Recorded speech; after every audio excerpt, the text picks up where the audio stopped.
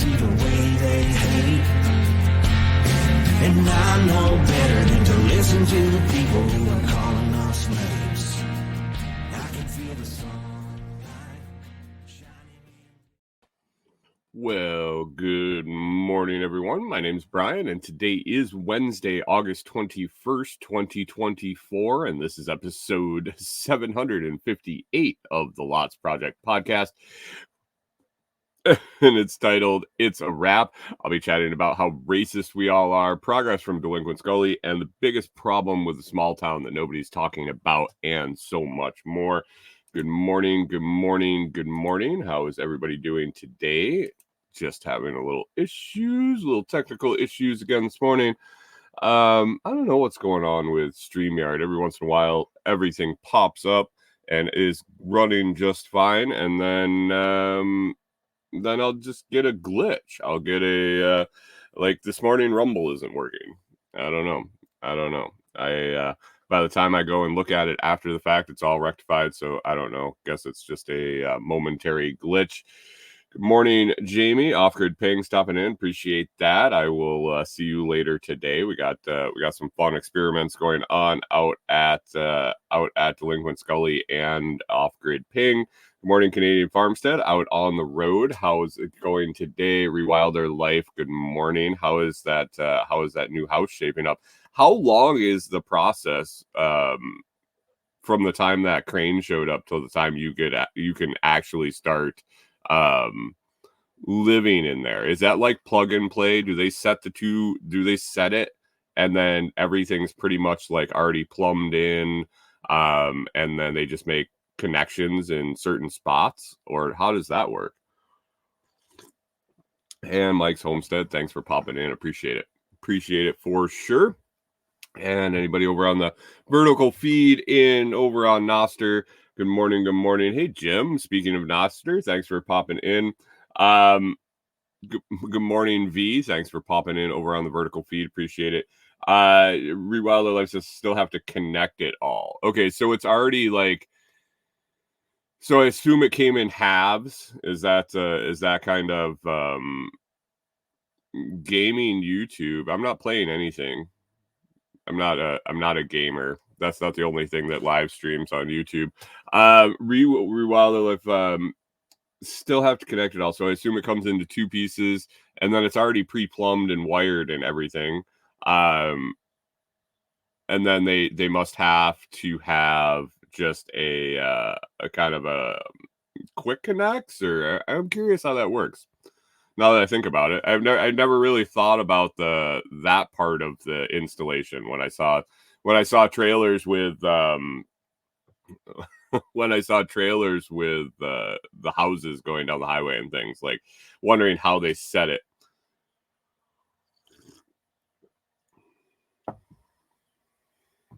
Just November's due to permits. Power, furnace, and well come in halves. It's crazy how it's plug and play. Interesting. Good morning over in the vertical feed. I see you all. What's up, Goofy? Hey Shane, what's going on? I am not probably as horny as you, Meyer. I not really this morning. Sorry. Foodies, hello to you. How's it going? Hopefully everything is going well. Noli's going to eat foodie. This is going to be an interesting morning over in the vertical feed, I can tell. Anyway, we're going to start out and tell you all how racist you are. Let me see. Let me roll up here in the comments. We got 1, 2, 3, at least 4 or 5 in the comments that are all big racists now. What's up, Brandon Simple? It's my you wondering what kind of stream this is. It's my morning show. I do a Monday through Friday hour while I have my coffee in the morning. We talk about whatever. It's what's going on in my life, what's going on in my head, and all sorts of stuff. But right now we're talking about well, first we're going to talk about what's in my cup. Coffee in the cup today is Get Shit Done. GSD Blend is a fantastic coffee to grab from foodforestfarms.com. If you're looking for some good premium air roasted coffee, head over to foodforestfarms.com. Look for GSD Blend. That's a blend that I came up with Brian, the owner and former owner and head roast master of Food Forest Farms. And it's a highly caffeinated, no extra caffeine added, but very high on the caffeine level. Get you going, not make you jittery, but get you going to get shit done all day. Brandon, no, I'm not drinking Irish coffee. No. O2 Danny says do some Coke. I mean, it's a little more expensive than the coffee for sure. So head over to foodforestfarms.com. You can get 10% off with LOTS10, discount code LOTS10 at checkout, LOTS10, and always free shipping. Check them out today if you're a big fan of coffee. Good morning, K-Bonk. Thanks for hanging out. Appreciate you stopping in. What are you drinking this morning? K-Bonk was actually the guy that posted the video in the Telegram channel. And Frank Appa says, I wish you were here. I like it. Good morning. Thanks for the joke, Frank. I appreciate that. K-Bonk actually posted the video in the Telegram group about why we're all racist. And man, I appreciate you posting that, but I really feel when I watched that video, that 3 minutes made me dumber. It really just made me dumber. K-Box drinking the FTO Blonde Espresso from Food Forest Farms. Also, it's fantastic. But what's up, Frank and SDV? Thanks for your we're twins, twinsies. So he posted this video, and I'm gonna pull it up. Vertical feed, it won't work. Frank, I hope your day is awesome too. Thanks for stopping in. Anyway, Terrence Williams is split screen on the screen with a woman talking about how everyone and why and how everyone that says good morning is racist. Now, when I read the description before I watched the video, I was like, how will we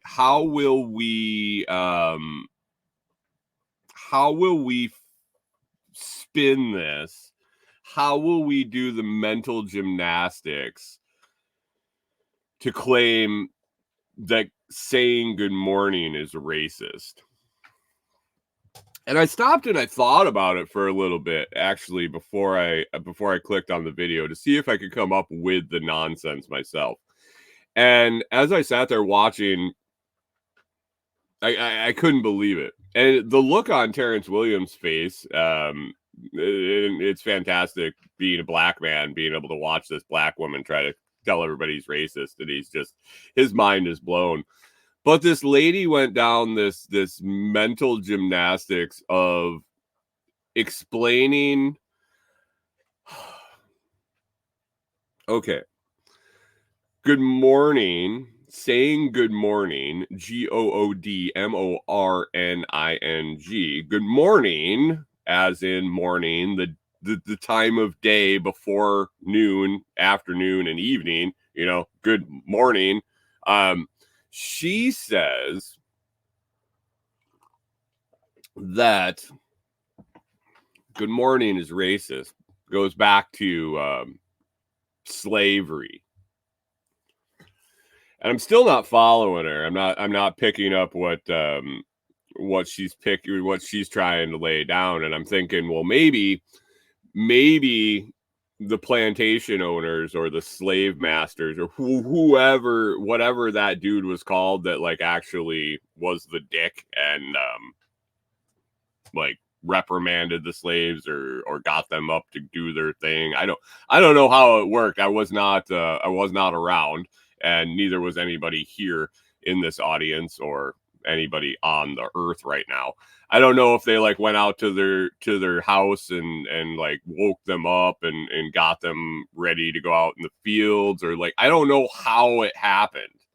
But I'm trying to think, like maybe there was something over Wilder Life. That one's been exposed for a long time. You racist. Anyway, I'm thinking maybe it had something to do with how they would wake them up, how they would wake the slaves up, how they would wrangle them around, something like that. I'm still like, I was still blanking, and then I watched it. I listened a little more, and she is claiming that Good Morning is racist because during the slavery period, when a slave would be unalived, when a slave would die, whether that be from the hand of the slave master, from exhaustion, from malnutrition, from an accident, from natural causes, whatever. While Our Life says, do chocolate covered espresso beans count as breakfast food? Absolutely. Absolutely. Especially if they're dark covered chocolate espresso beans. Perfect. So she said when a slave would die, when a slave would be unalived, the other slaves would be in mourning. Mourning. mourning. Mourning, as in they are mourning the death of their compadre, their friend, their loved one, their coworker.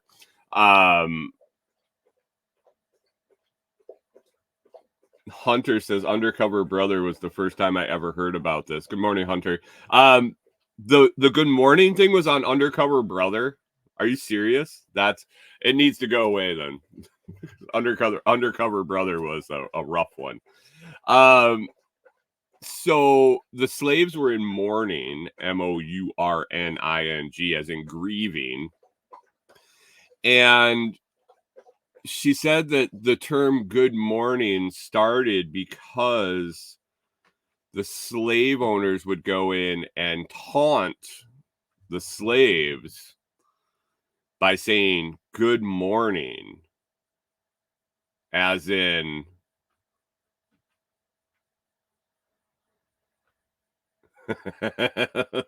as in the ironical or contradictory term good grieving, and then he would make him say it back to them.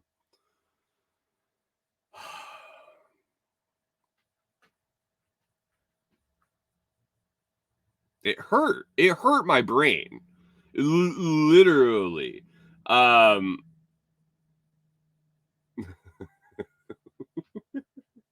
Hunter says, from the conspiracy theorist brother.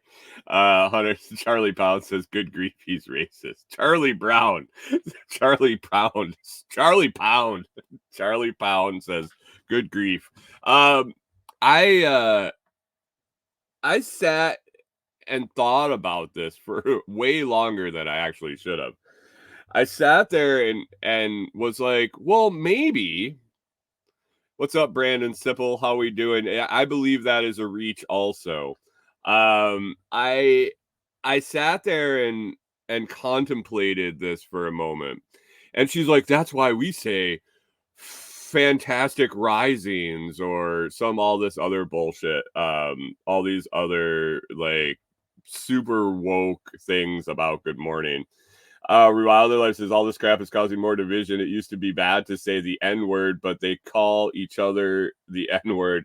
FYI, my Irish ancestors came here as slaves. I have Native American family. None of them care. Yeah. None of them care about all this woke stuff. Mike Homestead says, sure, that makes sense because I'm sure slave owners look forward to the slaves they spent money on dying. I mean, that's a good business opportunity right there. That is definitely, when my assets are gone, that's why I'm all excited. I love to see my employees die, even if I'm not paying them. It's like they were free or something. Not that they were doing the work for free, like that there was no acquisition cost. Jim says some of my best friends are racist. Really? SDV on pause has been, this is the first time he's hearing it. It was the first time I heard this yesterday. This was the first I heard this yesterday, and it literally hurt my brain to think about it.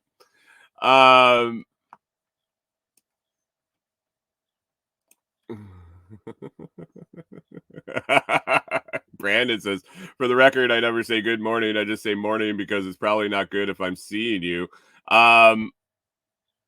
Why wouldn't it be good? Are you not a morning person, Brandon? If you're up in the morning, is it bad? I say more. SD says morning, mate. Yeah, I say good morning every morning. I hope everyone's having a fantastic day. Hunter says, "Are you going to move the?"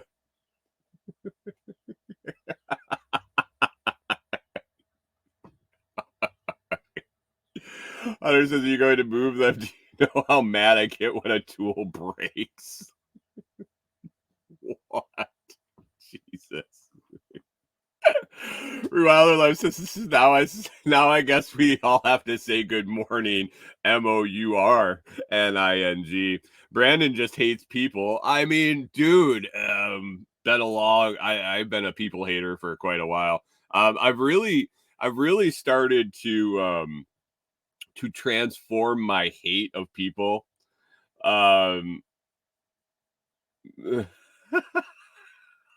Hunter's wife is jumping in on his text or on his comments. Blakesley Acres, good morning, everyone. Good morning to you and everyone. Blakesley Acres, could you just type good morning, please, so we're all equally racist?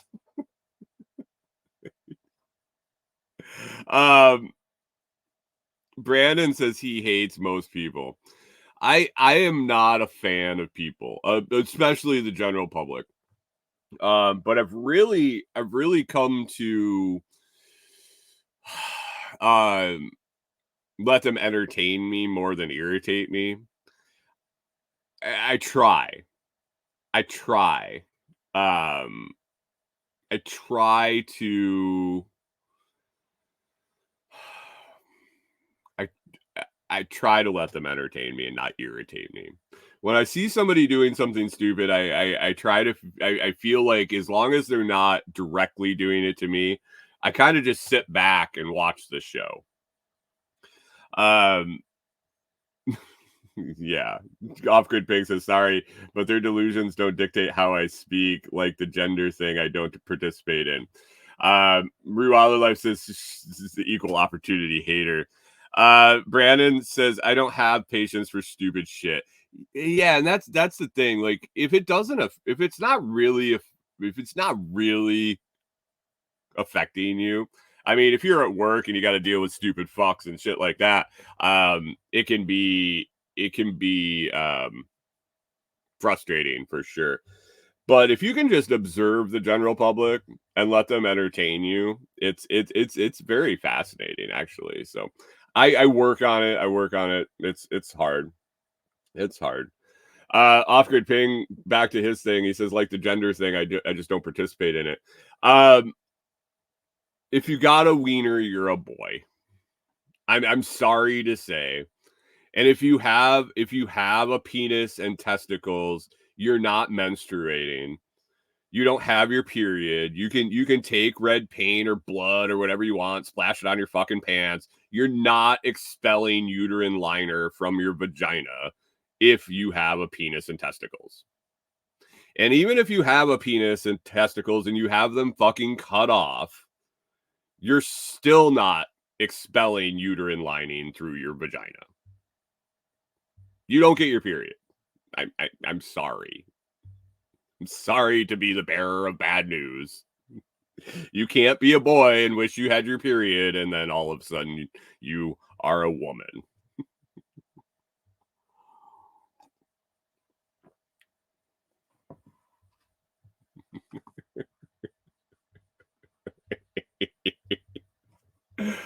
Hunter says, if you're bleeding down there every month, I'll take you to the doc myself. Off-grid Ping says, if you cut that wiener off, you're still a boy, just a worthless one. I mean, if in all your mental capacity you decide to take the time to cut your wiener off, I don't really know what value you're bringing. I suppose the guy the guy girl, the wienerless man that cures cancer will prove me wrong, but like, why are we cutting our wieners off? Jim is going to have a field day with clipping this episode. Canadian Farmstead said, I just got canceled. No. Speaking the truth here, first thing in the morning.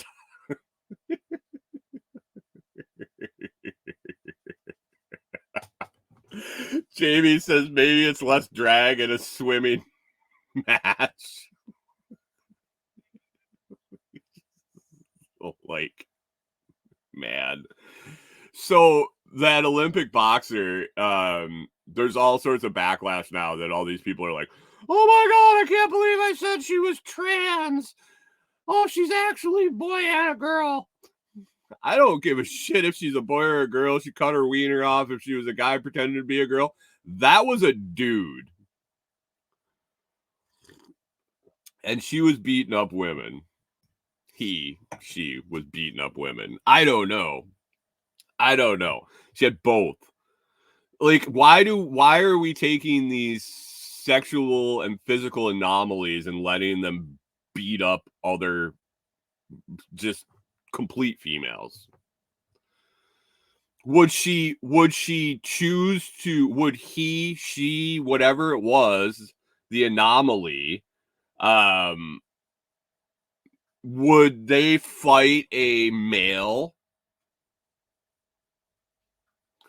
K-Bog says, I bet that pole vaulter wished he'd cut his wiener off. that thing. Whew.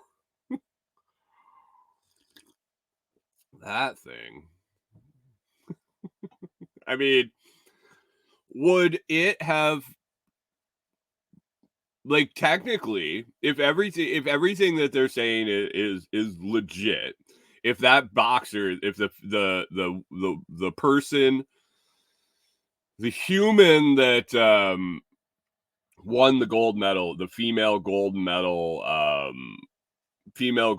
in boxing, if that person qualified because it had both male and female chromosomes or whatever the deal was able to fight as a woman, should have been able to fight as a man also. Well, why didn't? Because did they choose fighting as a woman because it's easier? Because it had more of an advantage? I don't know. I remember back in the 80s when I was a kid watching the Olympics and the absolute freak out about the East German swimmers, female swimmers, when they were most likely juicing, from what it, now looking back, they were probably just taking roids, but the accusations of them being males was there too.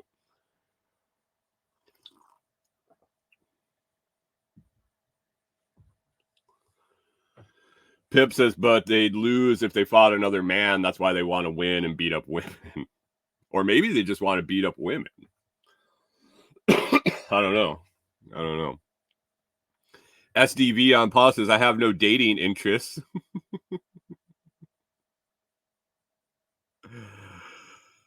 What? Me over here who is Arrowace. No race? No dating interest? Are you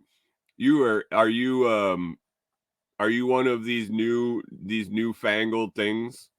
Or do you just not interested in dating? Because back when I was in the game, somebody that had no interest in dating just didn't want to date. God. Oh, K-Bonk says sad state because he has his period.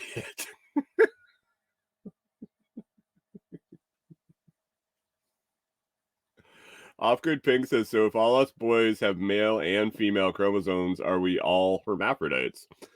I don't think she was actually technically a hermaphrodite because she didn't have both testicles and ovaries. I think that's what hermaphroditic. You need both sexual organs, Jamie. Get it right. I'll go on. I'll have to do some prep for it, but at some point I'll talk about the he, she, they, them bullshit, and why it's such bullshit. Yeah, there was an interesting video I saw and then an article that followed it up that really laid it out there about the psychological delusions behind that whole thing. SDV on Paul says, but I do support pride. Pride of what? Like pride in yourself, pride in your work, pride, like Pilgrim's Pride Chicken. You say you support pride. I'm not sure what pride. That's not a omnivescent, or it's not an all-encompassing word. It's just it's a term. It's been co-opted. What pride in what?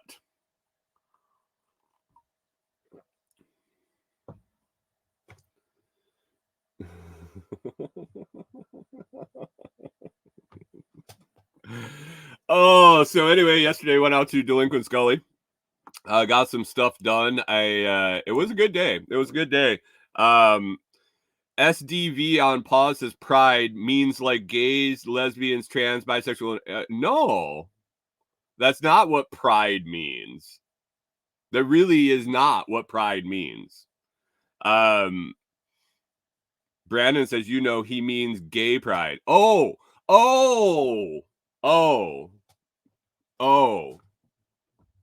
You mean the word that they've just co-opted and taken as their own?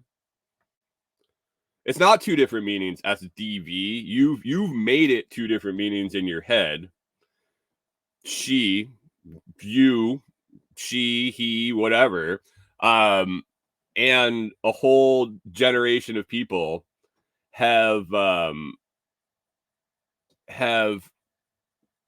co-opted a word.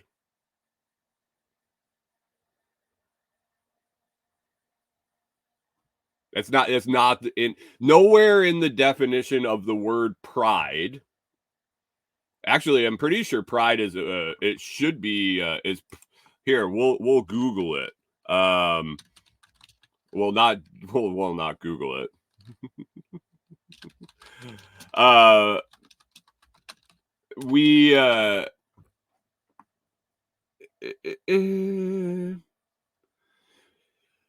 Pride. The meaning of pride is the quality or state of being proud.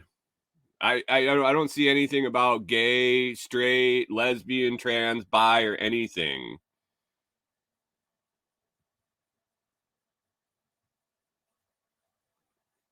I don't know. I don't see anything in the word pride to relate anything to gay. Hunter says, "Careful, your old words mean different things now." Right. I think it's an interesting exercise to think about that, though. Jim says, and then there's Pride and Prejudice. God. Anyway, moving on. Went out to Delinquent Scully yesterday. Got a bunch of shit done. It was a gorgeous day. Kind of cooled off, and the humidity was gone. There was a breeze. The breeze actually ended up picking up throughout the day, and ended up cutting one of my projects short. But I got some stuff done. I started doing the house wrap, the Tyvek, the cabin wrap. Jamie, you're gonna love the fact that I did end up having to put it on upside down. I guess I didn't end up having to, but we picked up the Tyvek wrap for the cabin in a 9-foot roll. Brandon says, "Where are you?" I'm in West Tennessee. Brandon, where are you? So we picked up a roll of Tyvek. It was a 9-foot long roll. It was long enough to wrap the cabin and the bathhouse. And so I was trying to figure out how to do it. So most of the time you're going to do this before you install any windows or doors. You're not going to have a porch and all the things that are at the cabin. Oh, you're in Miami. I got some folks in Florida here too. I think Orlando and farther north in Florida, but hey, thanks for stopping. I appreciate it. So normally you're going to be putting the house wrap on, the Tyvek, whatever you want to call it. This was Lowe's brand. Before you install all that stuff, it makes it way easier, and then it seals really nice, because then when you install the doors and the flashing around the doors and windows and everything, it seals really nice. We like to do things the difficult way. Pip says Miami isn't really in Florida, it seems. It is a different world down there for sure. We like to do things different and difficult and all sorts of things. So the issues I was running into is I have these two big sidewalls with no windows, no nothing. They got a pitched roof, which would be fine with the 9-foot roll. And we were thinking when we're ordering the stuff that, we'll do 9-foot. It'll be just one shot. It'll be one piece. It'll be less seams. It'll be blah, blah, blah, the whole deal. STV says my bestie is lesbian. That's great. What a fantastic. Thanks for the addition to the show. Do you lick her puss? Does she lick your puss? Like, give us something better than a lesbian. I'm a fucking lesbian. Jesus. And so we were thinking that the one full sheet would be a better way to go. As soon as you don't like to lick the puss, SD? Gotta get in there.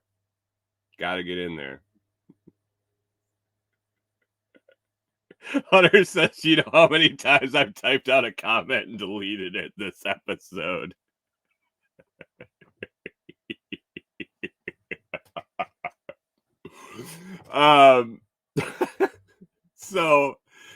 So yesterday was time to roll with get the house wrap on, and I've been kind of spinning around in my head on how to do it by myself, how to do it in general, because the height in the porch. So basically, I wanted to use as few pieces as I could, and I was pretty sure there was no way I was going to make it all the way around with this 9-foot tube. So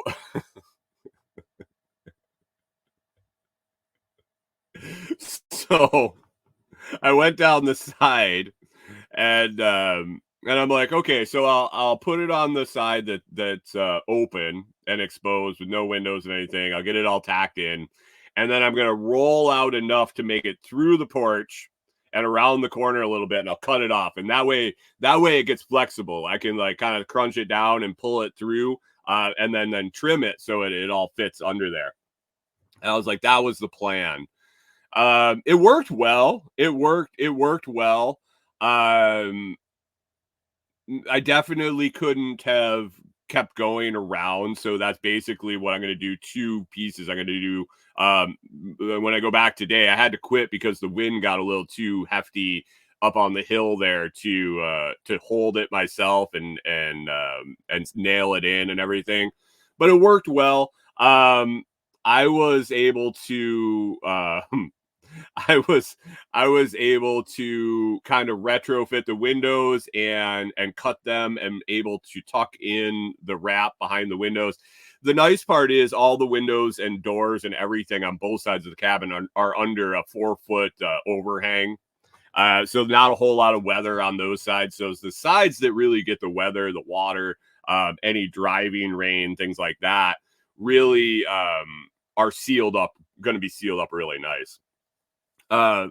So I got that done. I got around half of that and went to start the next half, and the wind kicked up. And so where I was going to have to hold it, the wind was blowing the wrong direction. But where I wanted to start, I went to unroll it, and Jamie and I, Off-Grid Ping and I had this conversation at least twice. It was probably more like 3 or 4 times about, dude, your house wrap is upside down. So it's got the stuff that Jamie has and the stuff that we picked up is from Lowe's. It's the Lowe's brand. It's got the Lowe's logo on it. And I don't know why they can't print it upside down and right side up. So like, it doesn't matter. Every time you put it on, every other one is like upside down or right side up. So you don't look like you're a retard when you put it on upside down.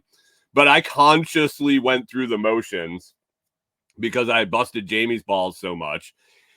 And I wanted to start in a particular corner and work my way around because of the wind. And I looked at it and I started to unroll it, and I went through the mental gymnastics of trying to flip it over and make it right side up. And it was on the roll the wrong way for the direction that I wanted to go. So I went for it. I put it on upside down.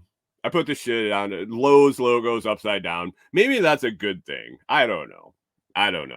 Brandon is wondering who Jamie is. Jamie is in the full feed, the horizontal feed. So I do a normal horizontal feed every day, and then this vertical feed also to bring in more viewers. Jamie is his handle over there is Off-Grid Ping. He has a homestead, Off-Grid homestead, right down the easement road from the property I'm working on. So I refer to him all the time. We work well together. We do a lot of things together, and bounce ideas off each other. So that's Jamie.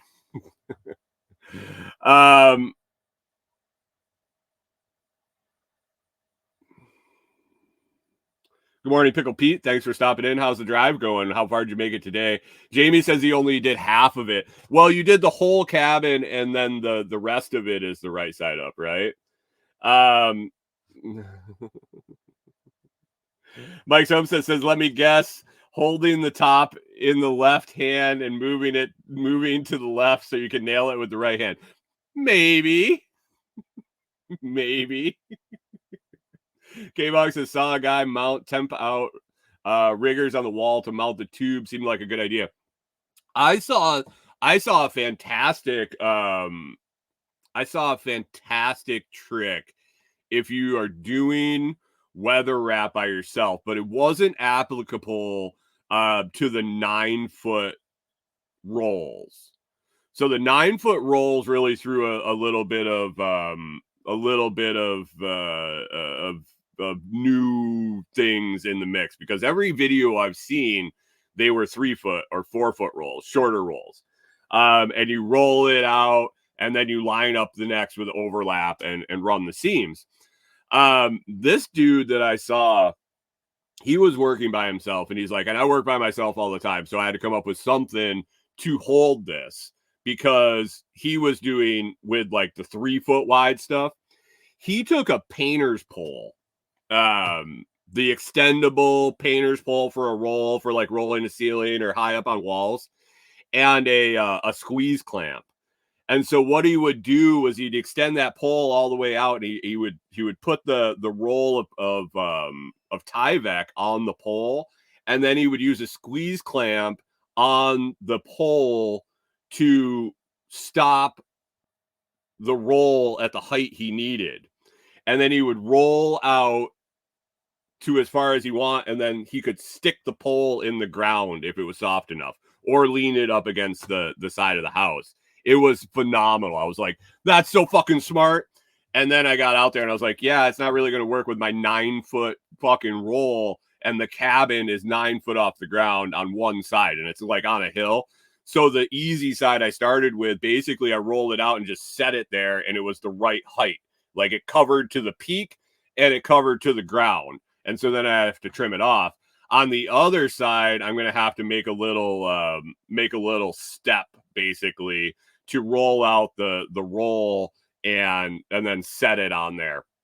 And so then when I got to the end of the house, to where the porch was, I knew that the porch was 16 foot long. I rolled out 16 foot worth of material, and it happened to be right next to a tree. And then I took the ladder and I leaned it against the ladder, and I basically just zipped it off and was able to bunch it up and pull it through the porch. Jamie said he just noticed part of his kitchen he did upside down too. I mean, it probably seals the same way whether it's on upside down or right side up. So I got the front porch and the one side of the cabin done today. I'm gonna knock out the other side and the back porch. A couple other things I got done. I had all the fiberglass insulation in all the wall cavities, and I was putting up Reflectix, basically bubble wrap with one white side, one silver side. I was using that as temporary ceiling, basically stapling it to the rafters, holding the batting up in the ceiling. I was able to finish the other two rooms, so the whole ceiling is finished. Not really happy with the one big room that I did first. The cabin isn't necessarily all too square. Just the way it was constructed, it piecemeal one room, then another room, and then a whole section put on at different times. So, things don't always line up, and you do what you got to do to get it closed. But then when you go to do finishing stuff, not finishing, but working on it when things aren't square, it gets a little wonky. So doing the first room being 16 foot long and 8 foot wide was probably not the right decision, but I got that one done. I wasn't really satisfied with it, but then I did the two smaller rooms, the two 8x8 rooms. And I learned a lot and was able to do a lot more, think about it a lot more, and get things in a better position with smaller pieces. And I told Tim yesterday, I think when we go to do the bathhouse and I need to put this stuff on the ceiling in there, I'm going to take the stuff down in the big room and reuse that in the bathhouse and redo that back room to make it a little bit better, using some tips and tricks that I came up with along the way for myself. Jim says, but why is the wrap white, you racist? It's only half white. It's only half white. It's silver on the other side. So we're accepting of silver and white. Because they don't make fucking black. I don't know. Talk to Reflectix and ask why they only make white and they don't make black. I didn't make it. Because we wanted the room to be brighter. Is that what you wanted me to say? Brighter isn't lighter. Racist had to go there, didn't you? One white side. Yep. Good morning, John Palmer. Thanks for popping in.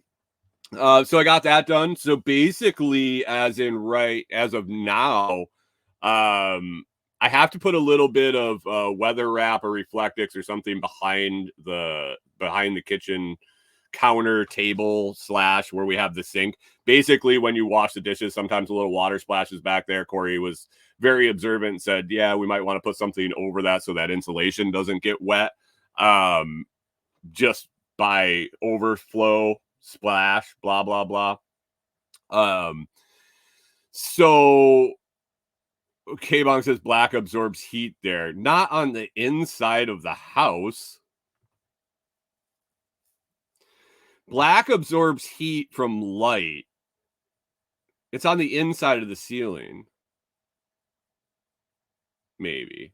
I'm confused.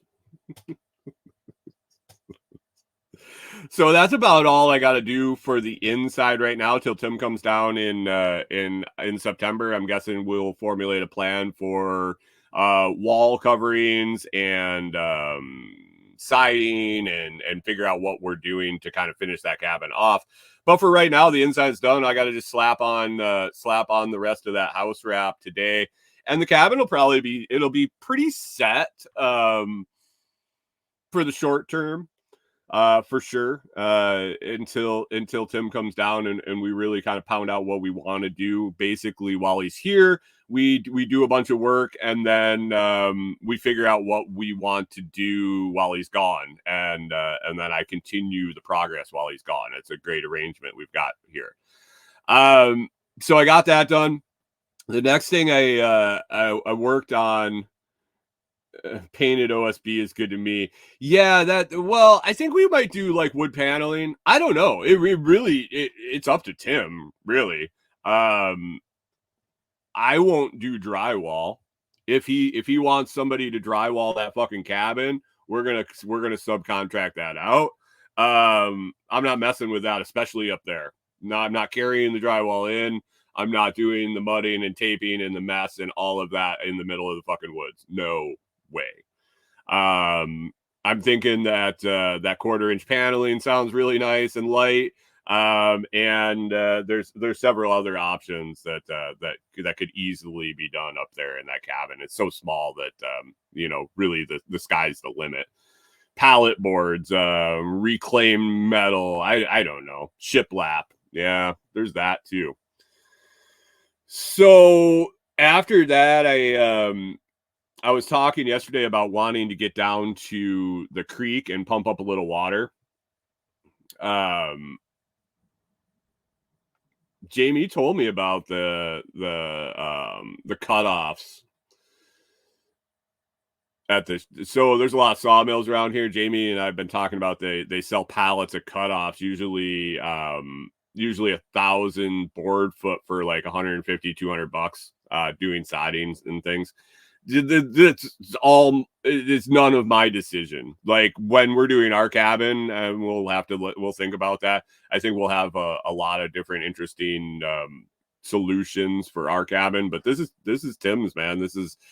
I'm just the worker bee. So I wanted to cut my way down to the creek where we're going to be doing the dam project during the work day. Try to see if I could find a little pocket to pump a little water before that. Maybe it would be a quick little dig or something like that. Jim says the wall of log rounds is a nice touch.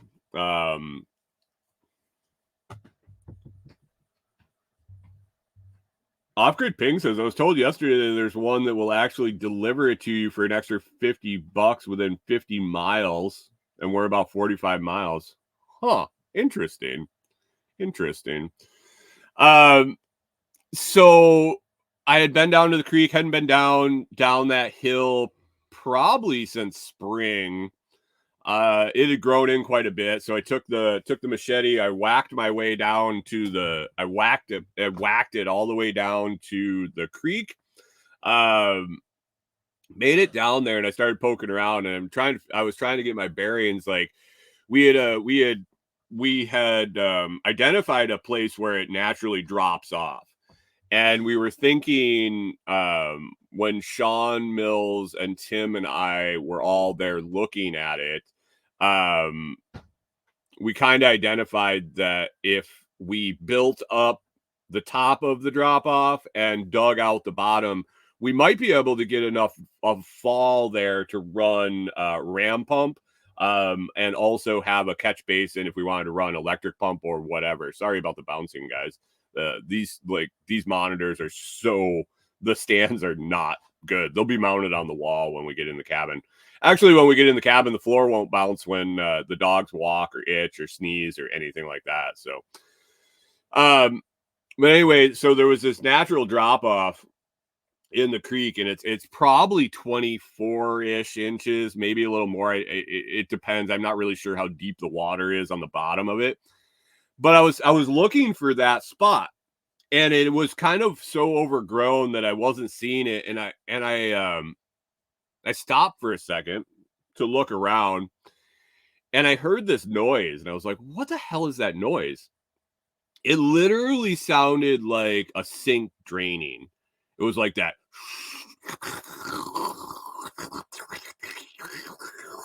You know, that the end of the sink, not when the sink's full, but like when it's getting close and you're emptying the bathtub or something like that, and it makes that like suction draining sound.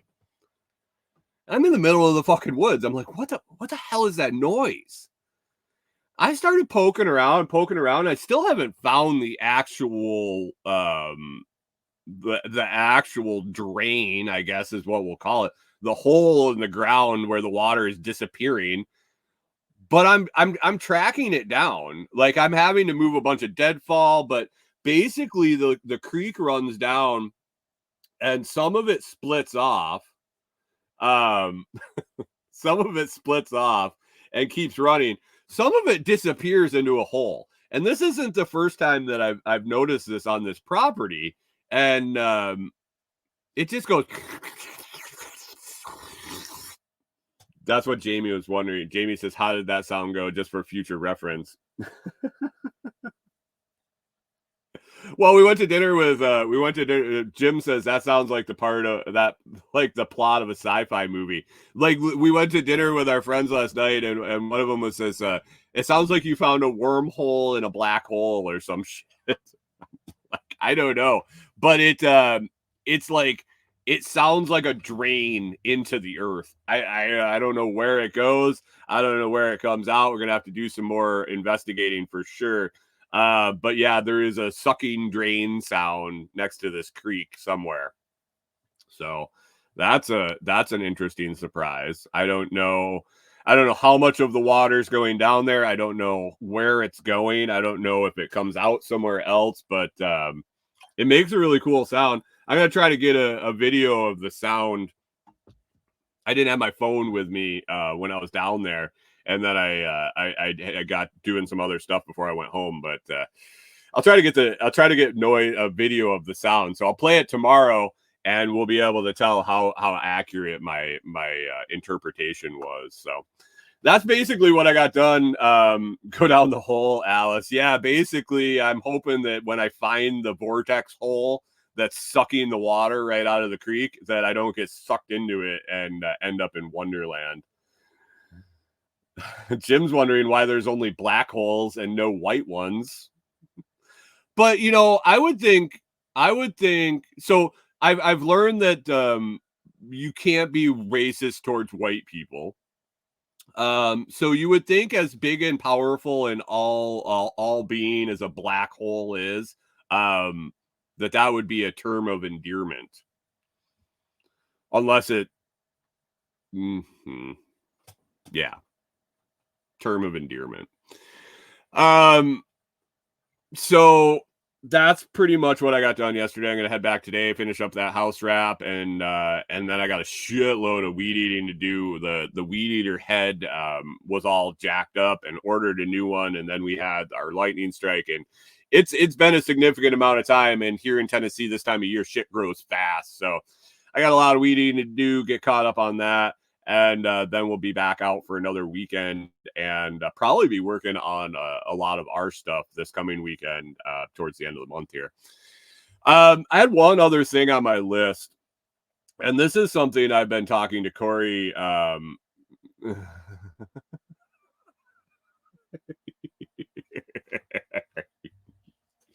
This is something I've been talking to Corey and our friends Norman and Herschel about for a while now.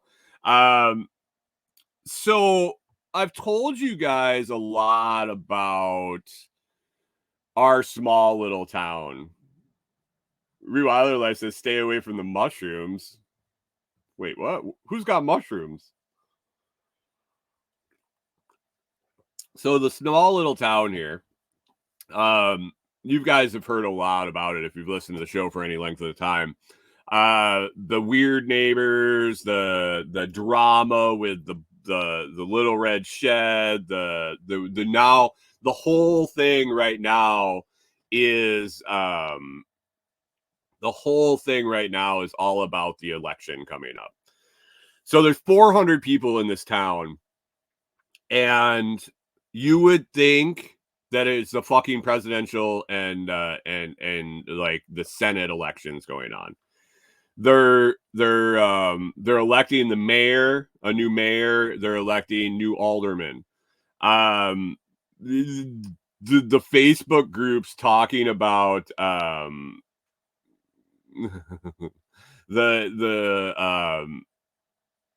the chats in the Facebook group are just unbelievable. And there's a group of people that are really concerned about the town. And I get it. Like it's a town on the river. It's a town on the Tennessee River. There used to be a couple factories here. There used to be some other things here. Economic downturn, weather events, things, this, that, and the other thing.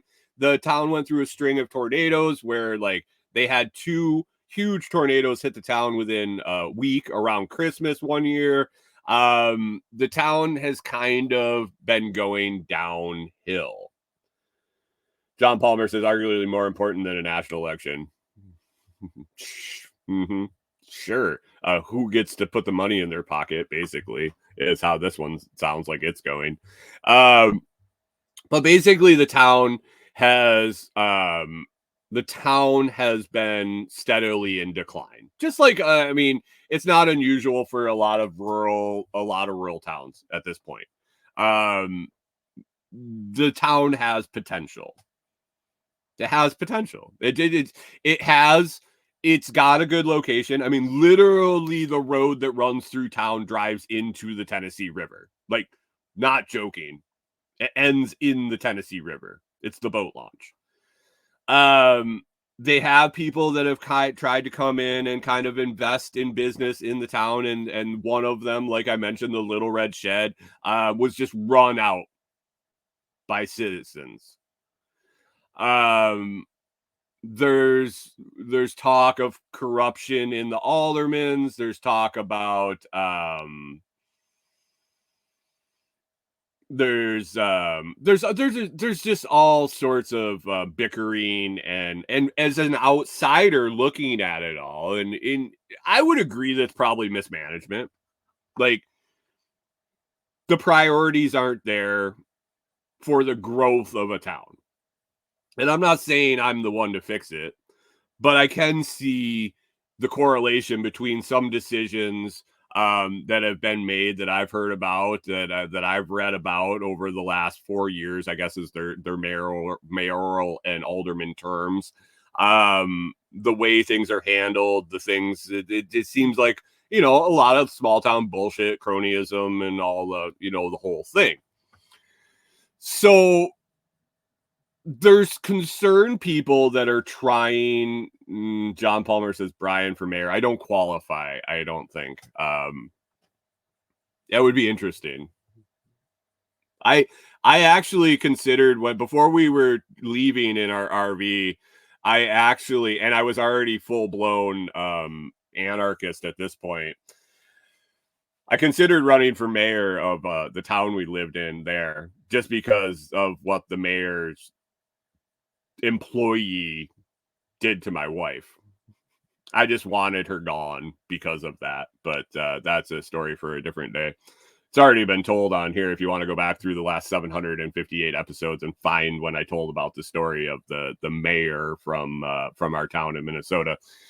But anyway, I've been observing I've been observing. And there's people that are concerned about the town and they want the town to prosper. There's other ones that want the town to just stay as it is. Like we just want the status quo, which really doesn't work that way. If you're not growing, you're falling behind. It is what it is. It is what it is. It's not, I don't have a dog in the fight other than the fact that I'm staying here temporarily.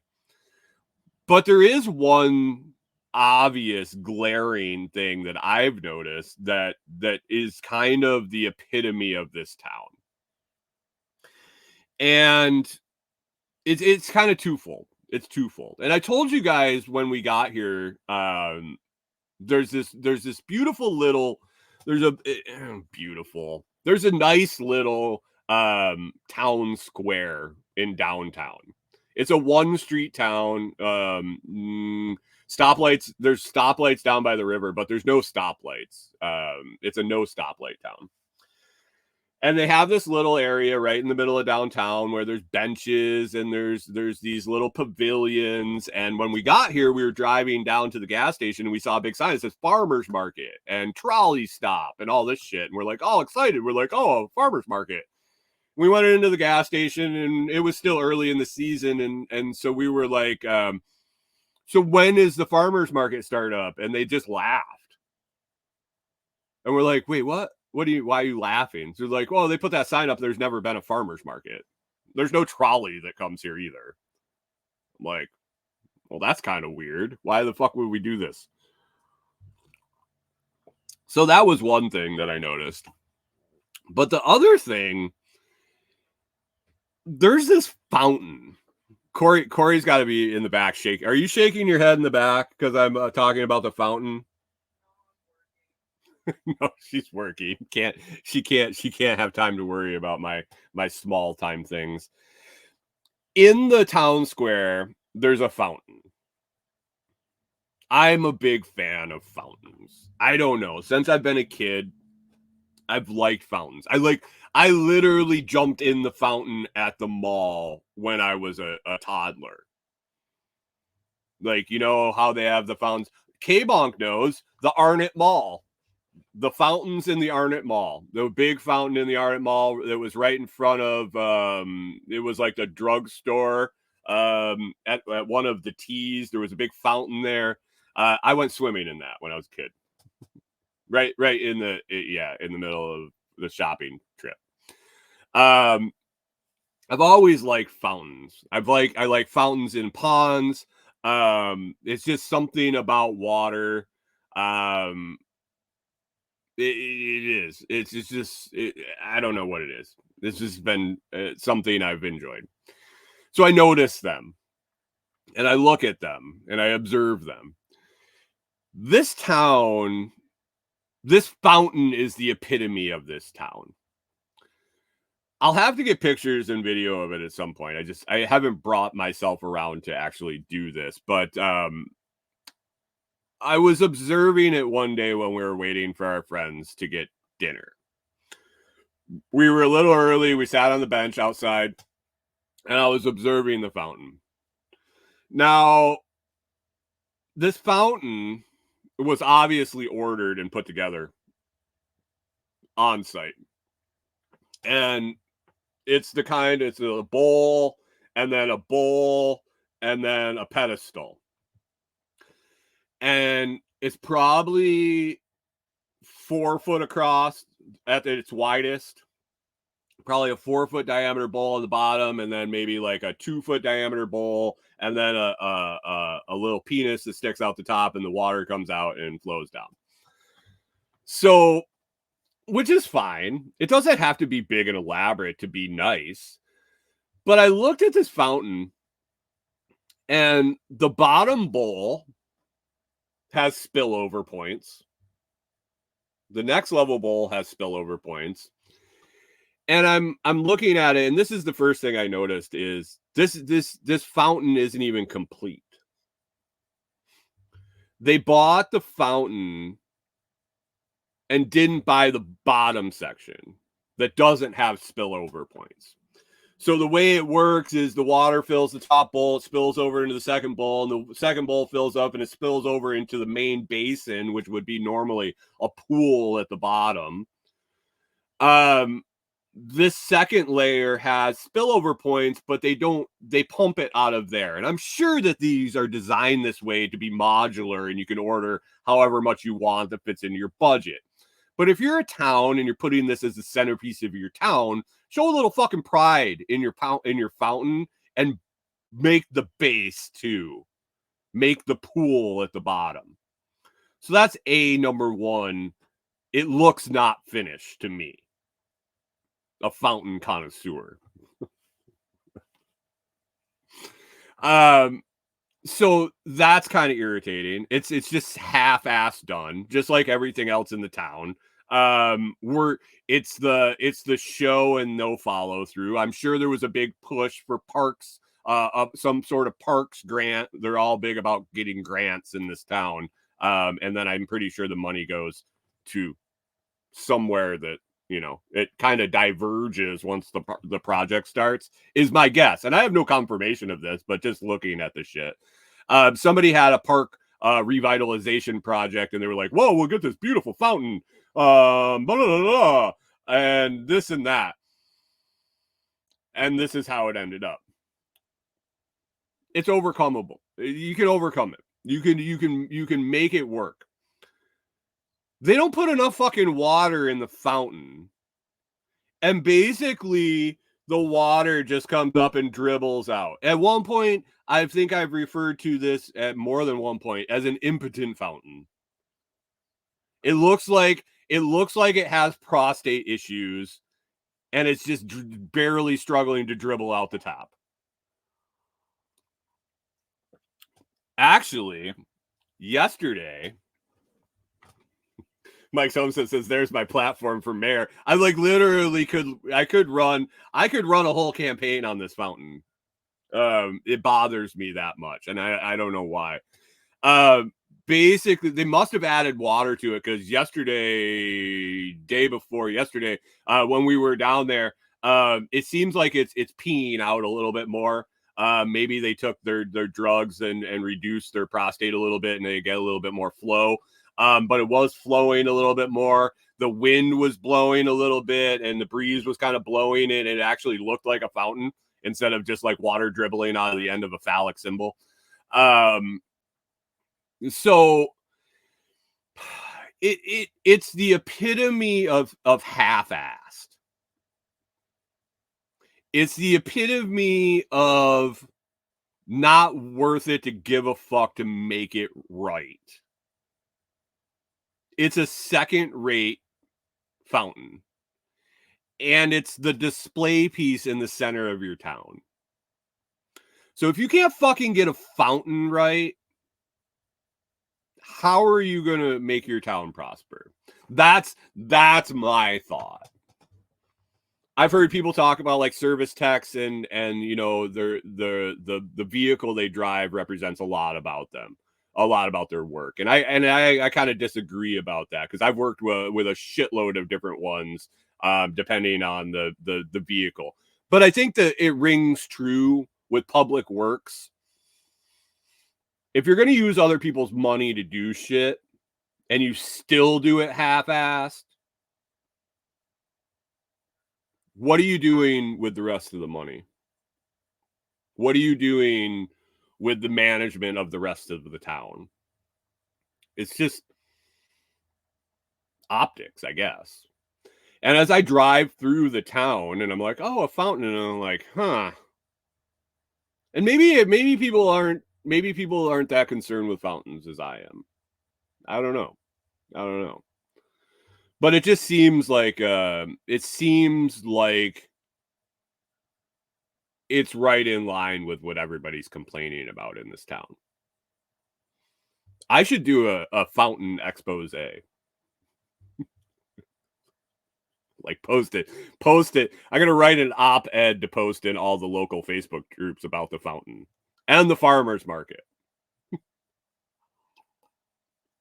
Why in the world would you have a sign that says farmer's market and a sign that says trolley stop when you have neither a trolley nor a farmer's market?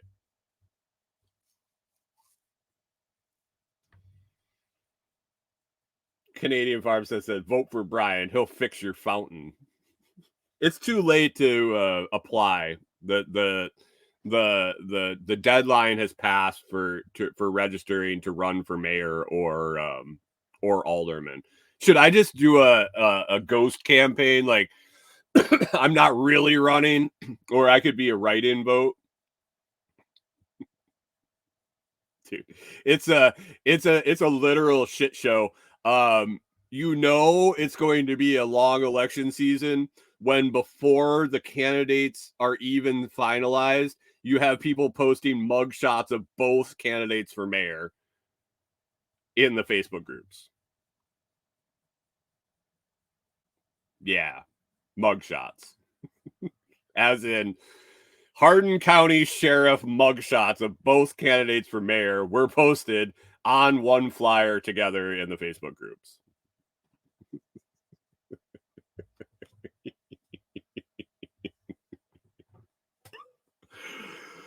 Oh, Mike's Homestead says a write-in campaign.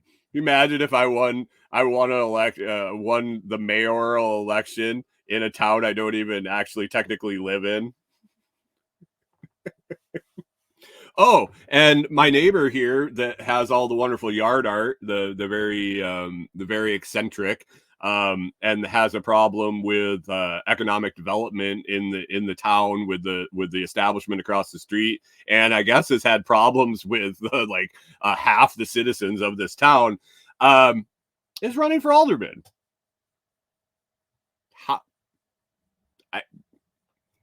I guess. It is an absolute circus, guys, and it is pretty entertaining to watch from the outside.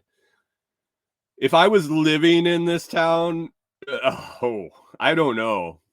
I would probably run on the I'm not going to waste your money. I'd probably run for mayor and be like, yeah, we're getting rid of the part-time cop. We're getting rid of all the bullshit spending. We're going to open up and make business friendly and bring some commerce to this town.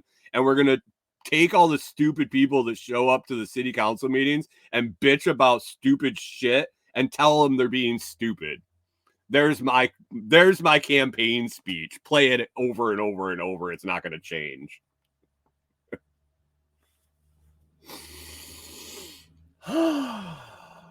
Yeah. Should I run for president next?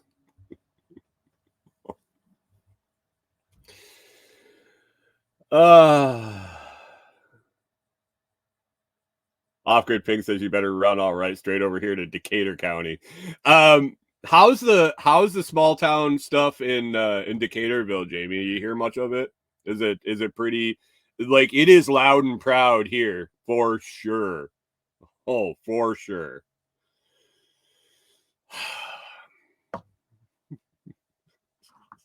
I gotta get out of here, guys. It's hump day. I got a bunch of work to do. I got to get out to Delinquent Scully, get the rest of that house wrap on, and get my ass trimming and weed eating and getting the place cleaned up for not cleaned up, like trimmed up for work days and get a bunch of planning done. So, Jamie, we'll be doing an experiment today.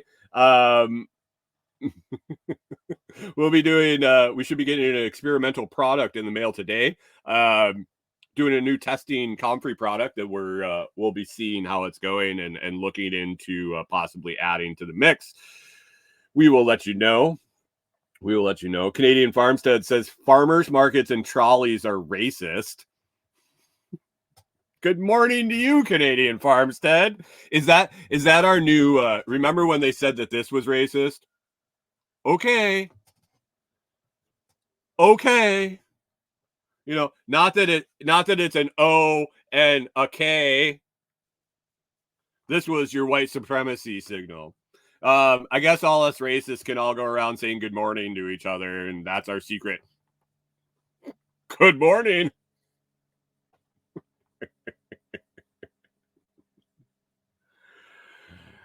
Off-grid ping says, nice when you swing by, I'll be over at the neighbor's bogan. Which neighbor? And I'm gonna have to wait till USPS shows up. So if I swing in early and they're not there yet, I'll swing on the way out. I'll stop by on the way out too. So we'll figure it out. Jim says you could tell when Canadian farmstead stopped at a light.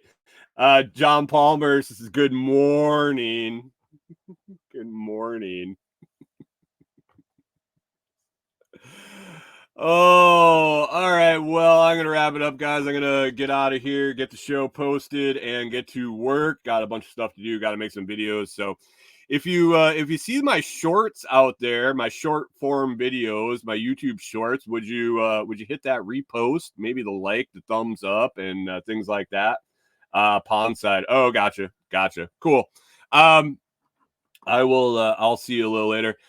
All right. Well, I hope everybody has a fantastic day. I hope you get over the hump and enjoy it. Good morning. Good morning to all of you. I hope you have a good morning, good afternoon, and good evening if I don't see you the rest of the day. Hope everybody enjoys their day. Everything is productive, and we'll catch up with you again tomorrow.